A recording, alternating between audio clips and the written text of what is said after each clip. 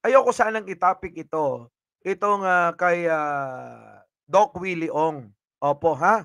Kasi alam nyo, medyo sensitibo. Kaya lang sinapubliko naman nila, kaya okay lang. Pero ang purpose ko po talaga rito ay eto, marami tayong kapupulutang aral, mga kababayan. Marami tayong kapupulutang aral dito sa sitwasyon ngayon ni, Doc Willie Ong. Kita niyo mga kababayan, unang-una, wala hong pinipili ang karamdaman. Kahit ano ka pa, kahit maalam ka pa sa mga sakit, 'di ba? Kahit pinag-aralan mo pa 'yan, kung dadapuan ka. Tama po, 'di ba? Yoon po mga kababayan, isa 'yan. At alam niyo mga kababayan, pangalawa, pagka ho tayo nalalagay na sa mga karamdaman na mahirap, lunasan, oh, kahit anong dami ng pera natin, wala na hong silbi. Oo, wala, dun niyo na ho maiisip na ang pera pala, papel lang talaga 'yan. Sabi nga nung isang kaibigan ko, oo, na ano, Filipino-Chinese ano, "What is money? Pepper only." 'Di ba? Oo, minsan naiisip ko, tama nga naman. Wala talagang halaga ang pera kung tayo, nandodo'n na nga't nalalagay sa mga dinapuan tayo ng sakit na wala ng lunas. 'Di ba mga kababayan, hindi ko po sinasabing ang sakit ni Doc Willie Ong ay wala ng lunas mga kababayan, ha. Liliwanagin ko lang, pero mga kababayan, eto po 'yan. Sa kanya na rin mismo galing na ang, kanyang karamdaman ay mahirap lunasan o gamutin, mga kababayan. Medyo naiisip ko na hindi lang pala talaga kailangan, si Doc Willie Ong siyempre nagtuturo 'yan, Nagtuturo ng kung paano ang, tamang, habit natin sa pagkain, anong mga ginagawa natin, kailangan daw natin ng, mag-exercise araw-araw, ultimo kilos ng ating mga daliri, kamay, kanyang ano, ginagawan ng vlog o ng content para tayo, magka-ano 'no, matuto at magkaroon ng, kaalaman pagdating nga dito para tayo ay maging ano, maging healthy o malusog. Opo, mga kababayan. Kita niyo mga kababayan, yung tao, yung doktor na nagtuturo sa atin ng, kung paano maging malusog sa araw-araw at maiwasan natin itong iba't ibang karamdaman, kita niyo, siya mismo tinamaan. 'Di ba? Siya mismo dinapuan. So mga kababayan, wala ho talagang pipiliin ang mga karamdaman. 'Pag dumapo talaga, dadapo, inuulit ko lang, 'di ba? Pero ang maano sa lahat mga kababayan, para sa akin 'no, manalangin po tayo, ingatan po ang sarili, 'di ba? Huwag ho kayong mang-aagrabyado ng kapwa, huwag kayong manlalamang ng kapwa, mahalin niyo na yung inyong mga ano, nasa tabi ngayon, yung mga taong nagmamahal sa inyo, yung mga taong nagbibigay sa inyo ng importansya, at higit sa lahat, mga kababayan, enjoy nyo yung inyong buhay. Iisa lang po ang buhay natin at hindi na po yan, ano, wala na pong rebansi yan. Opo, ha? Walang rebansi ang buhay. Nag-iisa lang ang buhay natin mga kababayan. Kaya po, no, bigyan nyo po yung inyong sarili ng alin, ng lahat ng inyong ikakasaya, ikakaligaya, at siyempre, kapiling ang mga mahal natin at importante sa buhay natin. Ano po, mga kababayan? So eto na nga mga kababayan, ang nangyari nga po kay, Doc Willie Ong ay sinugod nga sa ibang bansa. Opo, para dun na nga magpagamot. Ay sana naman ano, dalangin po natin, nakikiisa po tayo 'no, sa dalangin, pananalangin para sa ikagagaling, opo, ni, Doc Willie Ong. Alam niyo, sa totoo lang ano, ako noong, panahon na tumakbo 'yan na Vice Presidente, nanghinayang ako. Opo, nanghinayang ako. Dapat sana tumakbo na lang siya kahit na senador, kasi kitang-kita naman ano po, talagang, yung kanyang ano, yung kanyang, rating noon, oo, humahabol, pasok, 'di ba? Pasok na pasok mga kababayan. Kaya lang nga, napili niyang tumakbong bilang Vice Presidente, hindi rin naman pinalad, wala tayong magagawa. Pagkaloob ni Lord, kaloob ni Lord, 'di ba? Yun po yun ha, mga kababayan. Oo. So ngayon mga kababayan, eto ang tatalakayin natin ngayon, si Doc Willie Ong ay, meron ngang, malubhang karamdaman. Opo, rare po ito, rare, rare na karamdaman at rare din na cancer ang dumapo sa kanya. Mamaya aalamin natin. Dumating kami dito Sunday night, Monday mga test, Tuesday bio, yung result, biopsy next day, kuha agad. Tapos pinadala pa dugo ko for genetic testing abroad. Nalaman na yung kalaban, ang pangalan, sarcoma. Ayan na po, Oo. Mga kababayan, ayokong gawan ng katatawanan ito. Medyo seryoso kasi. Pero yung sarcoma, gusto ko sanang gawan ng ano, Kaya lang, bilang respeto kay, Doc Willie Ong, 'wag na. Ano po, 'wag na nating gawan ng, kung ano-anong memes. Oo. Mamaya na lang, ano po. Ito 'yon, sarcoma. Ang ganitong sarcoma ay nagtatago. Very rare, aggressive, very big. Naku, Diyos ko po, sige, pakinggan po natin si Doc Willie Ong, sa kanya ho galing mismo ito.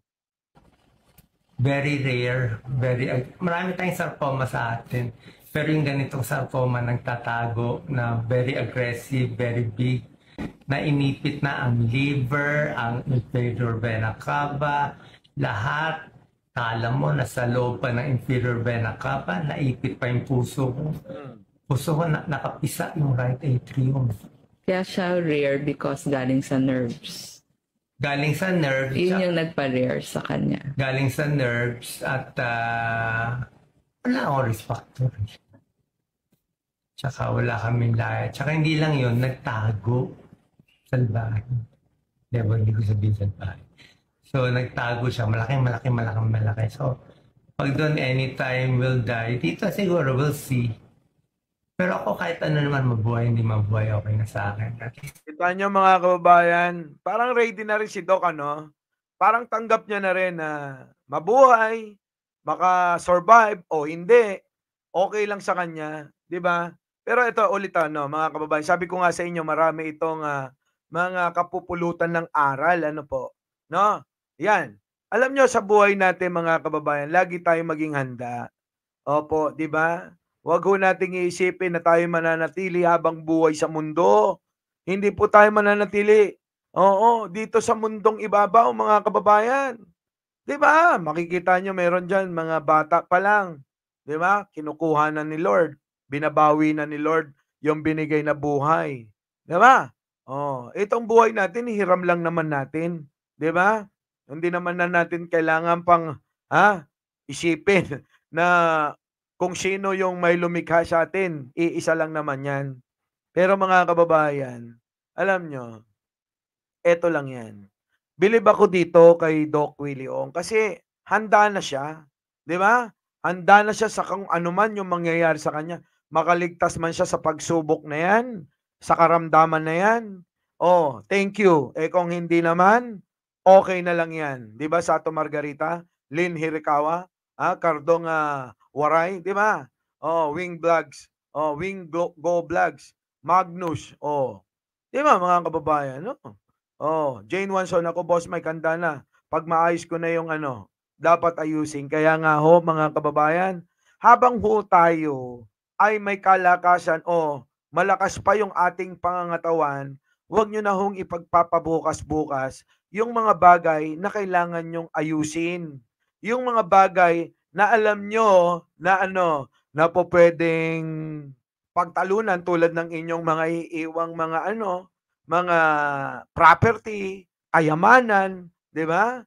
Sa mga walang iiwan, parang okay na lang. Pero sa inyo po 'no, sa inyo po na na maraming iiwan, marami kayong iiwan na inyong, kayamanan, pag-aari, ano po, mahirap po yan. Lalong-lalo na kapag marami ho yung mga magmamana. Abay, habang maaga pa, no, habang kaya nyo pa, abay gumawa na kayo ng mga kaparaanan para hindi magkagulo-gulo pag tayo'y wala na sa ibabaw ng mundo. 'Di ba? So ngayon mga kababayan, yan, isa yan. Sabi ko sa inyo dito sa nangyari kay Doc Willie Ong, marami tayong mga bagay-bagay na na matututunan at makakapagbigay sa atin. Si Sukuna naman, magkano binayad sa Duran-Duran? Alam nyo, itong mga bobo talagang mga tangang mga DDS at pag-aaring kaluluwa ni Kibuloy, isisingit talaga nila yung kanila't iaabante nila yung baluktot na pangangatwiran nila. Napakahirap nilang isipin na ang Pangulo ay nagtatrabaho ng halos buong taon tapos ipagkakait nila yung alin, yung kanyang kasiyahan na minsan lang mangyayari sa buhay niya. Pero ipagkakait pa nila yung birthday niya. 'Di ba mga kababayan? Ganyan po talaga sila, kamangmang at kabobo. Hindi ho yan namimili ng mga topic kung kailan nila isisingit yung kanila. 'Di ba mga kababayan? Halatang-halata nyo talagang mga mangmang talaga yan. Mga pag-aaring kaluluwa ni Kibuloy yan. 'Di ba? Ito'y pinag-uusapan natin, no? Si Doc Willie Ong, sisingit, si Pangulo. Oh, kita nyo mga kababayan, Oh, dito tayo. Kaya Doc Willie Ong, ha? Mga kababayan, kayo namang mga DDS at pag-aaring kaluluwa ni Kibuloy, mahal na mahal namin kayo. Makinig kayo rito, para naman sa ganon, matuto kayo. Para naman na sa ganon, yung inyong kaluluwa ay mailigtas nyo kay Kibuloy. Hanggang ngayon naniniwala kayo kay Kibuloy. Ano po, mga kababayan? Eto na, mga kababayan. Si Doc Willie Ong, alam natin, kilala natin, na marami ho itong content para para matuto tayo. Saan? Sa mga bagay-bagay na dapat nating iniiwasan, dapat nating ginagawa, at dapat nating kinakain. Ano po? Para sa ating kalusugan. Pero kita nyo naman, mga kababayan, siya mismo ay tinamaan. Pero baka naman mamaya, ito namang mga DDS at mga pag-aaring kaluluwa ni Kibuloy, abay sasabihin nila, buti nga. Kita nyo, mga kababayan. Hindi natin maalis na isipin yan dahil nga ganyan sila mag-isip. Di ba? Ngayon mga kababayan, tuloy natin ito, ha?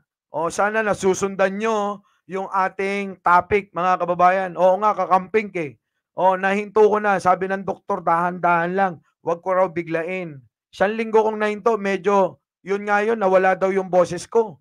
Sabi, yan nga yun, nanibago yung lalamunan mo. Dahan-dahan lang. Tanggalin mo dahan-dahan.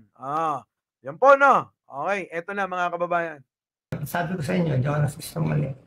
Wala akong tinatago. Ba't ako tatago? Ay ba? Wala siyang tinatago, 'di ba? Walang pagsisinungaling.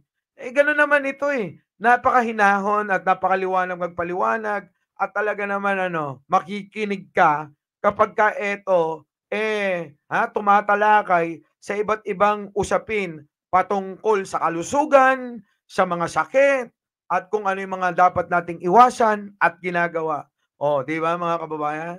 Pasok. Saan ko nakuha to? Think stress. Eto mga kababayan, panibagong kapupulutan ng aral itong sasabihin ni Doc. Sabi ko sa inyo, marami tayong mapupulot na aral dito. Ano sabi ni Doc? Doc, pasok. Saan ko nakuha to? Think stress. Saan nakuha ito? Sa stress, mga kababayan. Kaya nga po ako kita nyo naman lagi kong sinasabi, sana lagi lang tayong masaya, lagi lang tayong ngumiti, lagi tayong gumawa ng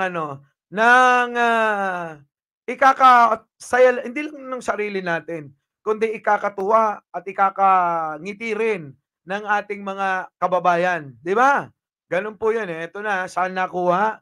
Ito sa stress. mga kababayan. Wag ho kayong magpapa-stress. Hayaan nyo po lahat ng mga tao, yung mga nandiyan diyan kung ano-ano sinasabi sa inyo. Normal lang po 'yan. Oo, normal lang lahat yung mga ganyang mga mga babash, mga kung ano-anong mga tsismis, mga chika, minsan nga, kasama mo na sa bahay, 'di ba? Yung pa yung, nagpapa-stress sa'yo, 'no? Kaya kayo, huwag kayong magbabasa ng comments sa Facebook. Ayan, mga kababayan, kilala naman talaga si Doc Willie Ong. Ito ulit yung, panibagong kakapupulutan natin ng aral. Sabi ni Doc, "Wag daw tayo magbabasa ng mga comment sa Facebook, sa mga ano natin, mga content, sa mga vlogger, sa mga kayo, sa mga pino-post ninyo. Wag na ho kayong ano, wag na ho kayong ano, RR Walks, 'di ba? Wag na ho kayong magbabasa kung may nag-comment man diyan sa mga post ninyo. Basta pinost nyo lang, 'di ba? Nakuha yan sa kaka-YouTube, sabi ni Skol Bukol. Tingin ko hindi naman din, 'di ba? Kaya nga ako alam nyo 'no, pansinin niyo, huwag kayong magtatampo. Kapag ho ako, eto, minsan lang ho ako magbasa ng mga comment sa mga ano natin, mga live natin, pagkatapos ng live natin, sa mga upload na videos natin, Maring Mio, Miss Au, 'di ba? Minsan lang ho ako, Mami Meow, nagbabasa ng mga ganyan. Kaya ikaw, Shato Margarita, alam mo na, 'di ba? Ilocana ka na. Wag ho kayong magpapa-stress. Kahit na ano pang ano 'yan, aspeto para kahit anong mga bagay, 'di ba, pangyayari, tao man 'yan, mga kababayan, ano, wag na wag kayong magpapa-stress, mga kababayan. Kaya nga ho ako, 'pag stress sa isang bagay, ay lumalayo ho ako. Lumalayo ako. Ayoko ho ng ano, ng makisama sa mga toxic na tao. Ayoko hong, nananatili. 'Di ba?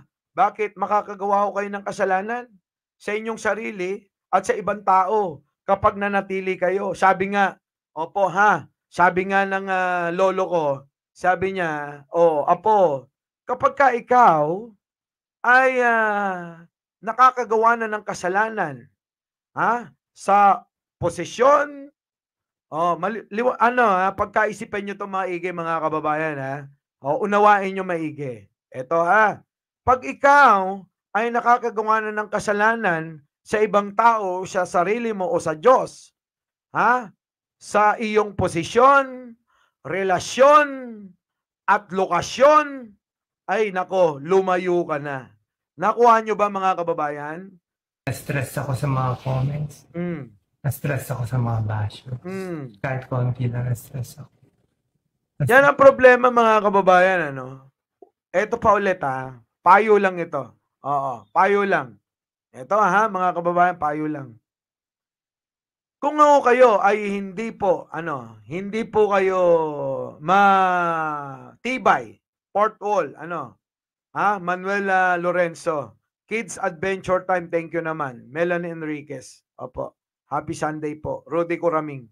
Kung hindi po kayo, malakas ang dibdib, malakas ang loob, na sa mga basher o mga kritiko, mga kababayan, pakinggan niyo po, kung hindi ho malakas ang loob ninyo at hindi matibay ang dibdib ninyo sa mga basher o sa mga kritiko, ay wag na ho kayong magso-social media. Kahit magsabi pa kayo ng sobra-sobra sa katotohanan, mga kababayan, kahit sobra-sobra sa katotohanan ng inyong sabihin, meron at merong pupuna at magiging kritiko kayo. Stress ako kasi hindi tunay lahat ng sinasabi. Dahil sobra akong kayong mahal. Sobrang mahal ko ang Pilipino. Narinig nyo si Doc Willie Ong. Masyado niyang dinadamdam yung mga bashers. Kasi syempre, tayo, pag meron mga nag-aakusa, meron mga nanunukso, meron pambabas sa atin, mga kababayan, Eva Narita, kapag ka hindi totoo, 'di ba? Kapag ka hindi totoo, iba sa atin dinadamdam. Ulitin ko, pagdating ho sa social media, wag ho kayong masyadong maramdamin. Wag kayong masyadong magpapaapekto, mga kababayan. Sasabihan nila na hindi ako, na ginagamit ko lang, loko ko. Anyway, wala na ako. I'm out already at natin. And, nilungkot ako. Una, pero hindi. Kaya nga ako na. May purpose pa ang Diyos. May purpose pa ang Diyos. And ang good news, kahapon na Wednesday, Sunday, Monday, Tuesday diagnosis. Wednesday, chemo na agad ako. Ito yung chemo. Dry mouth ako. Nag-chemo na agad ako. Pag-video ako, makakalpo daw ako eh. Maganda kita niyo may buhok. Chemo ko. 3 days chemo. I wait 3 weeks. 3 days chemo. Grabe no, mga kababayan, no? Pray, nagagaling. Pero sabi ng doktor ko itong sarcoma, mahirap na kalaban. Isa sa pinakamahirap na cancer na kulang ang research, kulang ang bagong gamot. Medyo miracle. Medyo miracle dapat. Dapat labanan daw ang cancer. Kita nyo, no? Dapat lang naman laban. Laban lang, Dok. Hanggat humihinga, laban lang. At minsan, alam nyo po, no? Kadalasan, napakabisa ng ating panalangin sa ibang tao sa ating kapwa. Tama, no? So mga kababayan, baka naman total naman linggo ngayon. Ano po? Linggo ngayon. Pwede naman siguro nating isama. Hindi lang po si Doc Willie Ong, mga kababayan, Hindi lang po si Doc Willie Ong ang ating ipanalangin, kundi ang buong mundo, ang mga taong dumaranas ng katulad ng kay Doc Willie Ong na karamdaman, sa mga taong nahihirapan sa kanilang kalagayan ngayon, sa kanilang sitwasyon, 'di ba? Mapa-posisyon tulad ni Pangulong Bongbong Marcos, yung kanyang posisyon sa kabila ng kanyang ginagawang mabuti. Sabi ko nga, kahit anong gawin mong mabuti, meron at meron at meron at meron babato sa iyo na mahihina ang ulo. Sumobra sakit ang likod ko. Tsaka iba pang symptoms ko, yung tiyan ko lumalaki. Sunday yun, on a weekend. Ito naman po kayo. Si Doc Lisa, papahinga ko na. Okay lang. August 17, 18, 19, you had back pains. So August 21, Grabe, no? Yan po mga kababayan. Ito pa. Tignan nyo yung itsura. Masungit. Kita si Doc, ito, alam nyo mga kababayan, normal lang ho sa mga sa may nararamdaman. Ulitin ko kahit anong estado ang meron ng isang tao, mga tao pa rin yan. Nakakaramdam ng kalungkutan, nakakaramdam ng sakit, at nakakaramdam din ng kaligayahan. So eto mga kababayan, ito mga tao lang na sana naman bigyan nyo na ng pagkakataon para sa kanilang sarili. 'Di ba? Hindi nakikita nyo na nga na nahihirapan. Abay binabas nyo pa, 'di ba? Normal lang maging masungit pagka may nararamdaman, lalo na't masakit, 'di ba? Pasok. Doc, ba't ka masungit? Mga masungit, masakit eh. 'Di ba? Masakit eh. Mga kababayan, masakit eh. Huwag niya naisipan ng masama ang tao. Doc, ako normal na lang yata sa mga natin sa ating mga tao na lagi na lang nag-iisip ng masama. 'Di ba? Lalong-lalo na ikaw siyempre sikat ka, 'di ba? Wala tayong magagawa. Marami talagang mga tao na hindi natin maiiwasan hindi ka nila nauunawaan. So, sumakit siya bigla. Sobra-sobra sakit. Worst pain of my life, 10 out of 10. Iiyak ka. Lahat na ng buong gabi walang tulog.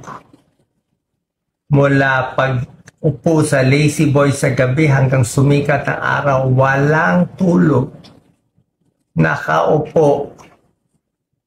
Mahirap ito, no. Mamaya tatalakayin natin yung mga sinasabi nyo, ha? Kita nyo, mahirap po ito. Itong karamdaman ni Doc.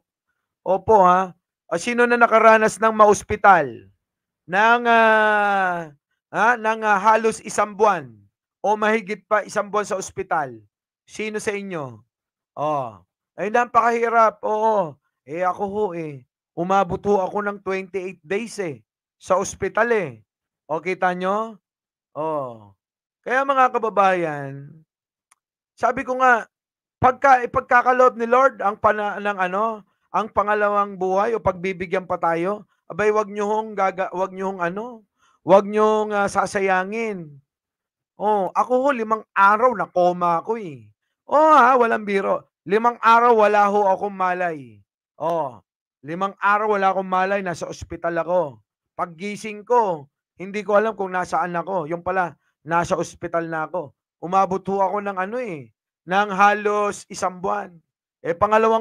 Pangatlong buhay ko na nga ito mga kababayan siguro, sabi ni Lord, abay, hindi ka pa nakakapagsisi hindi ka pa nakakagawa, o marami ka pang mga gagawin. May purpose pa ang buhay mo, Mike Cervera.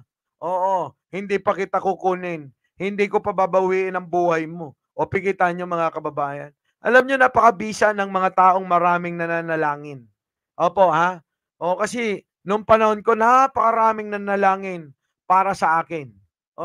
Tignan nyo, dininig ni Lord.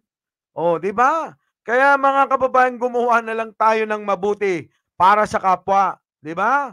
Gumawa na lang tayo mabuti para sa kapwa. Kaysa kung ano-ano yung ginagawa natin. Nasirain yung mga taong mabubuti. Di ba? Mga kababayan. Sana mga kababayan, ganun din po sa inyo. Opo, mag-iingat po kayo lagi. Our beloved Boss Mike Cervera.